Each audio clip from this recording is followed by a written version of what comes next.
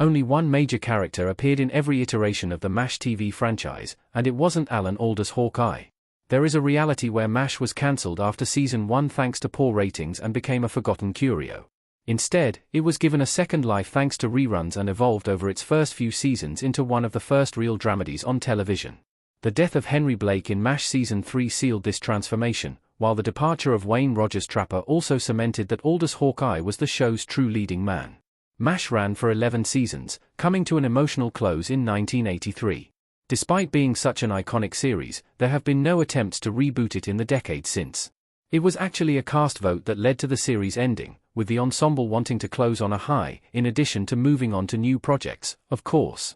CBS didn't want the show to end, which is why MASH received a couple of spin-offs, both of which failed to match the original in terms of quality or, more importantly to the network, ratings.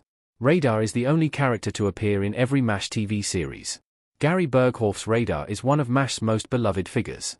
Many actors exited MASH throughout its run, with the final major departure being Gary Berghoff's Walter Radar O'Reilly during season 8. Although Radar himself was only supposed to be around 20 years old, Berghoff was closer to 40 when he exited. However, this only made his journey more poignant, with viewers watching the sweet farm boy prematurely age during his time in Korea. One record Berghoff holds within the MASH franchise is that he is the only actor to appear in both spin-offs of the CBS sitcom.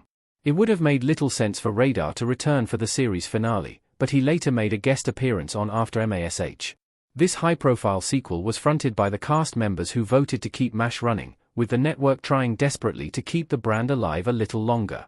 On After MASH Season 1, Radar reunited with old pals Klinger, Jamie Farr, Potter, Harry Morgan, and Father Mulcahy, William Christopher, for a two-part guest appearance.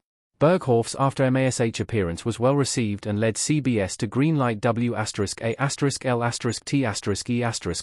a pilot for a potential Radar series. This would have followed Walter's journey to becoming a policeman following the end of his marriage. However, the pilot wasn't a success and quickly slipped into obscurity after it aired once in 1984. Why Gary Berghoff left MASH during season 8? Berghoff had very personal reasons for leaving the 4077th. Gary Berghoff as Radar in MASH custom image by Anna Dumarag. MASH saw several key characters exit during its run, with Radar's being one of the most emotional. Berghoff's Radar signed out with season 8's fittingly titled two-parter Goodbye Radar, where Walter had to leave Korea following a tragedy back home. Even then, he's reluctant to part from his friends. It took guts to leave one of the biggest shows on TV, but Berghoff revealed to Assist News Service in 2006 that his exit was due to burnout and wanting to be with his family. Berghoff's personal life also hit a rough patch after his 1979 MASH exit, which included his father's passing and a divorce. Unfortunately, like co-stars such as Larry Linville before him, Berghoff's acting career stalled after he left and never fully recovered. This prompted his return to the franchise in later years too, which at least provided an epilogue for Radar. Why Trapper John, MD isn't considered part of the MASH franchise? MASH's first offshoot got into legal hot water. The cast of Trapper John, MD. After MASH isn't technically the first MASH spin-off, with that honor going to Trapper John, MD, a medical drama that ran from 1979 to 1986. This picked up with the titular character 30 years on from the Korean War.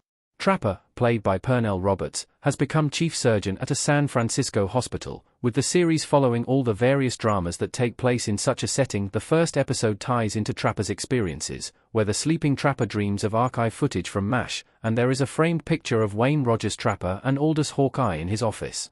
Despite this, his experiences in Korea hardly ever came up on the show. This was due to a lawsuit involving Ingo Preminger, the producer of Robert Altman's MASH movie and 20th Century Fox, with Preminger feeling he was entitled to produce Trapper John, MD as part of his deal involving potential spin-offs. It was ultimately ruled Trapper John, MD was a spin-off of the film only, not the show. So, despite the picture of Hawkeye and Trapper from the show, Trapper John, MD is not connected with CBS MASH in any way. Instead, the Trapper seen in the spin-off is based on the Elliot Gould version from Altman's movie. Robert's Trapper doesn't look or feel much like Gould, but then again, the show follows the surgeon decades after the Korean War.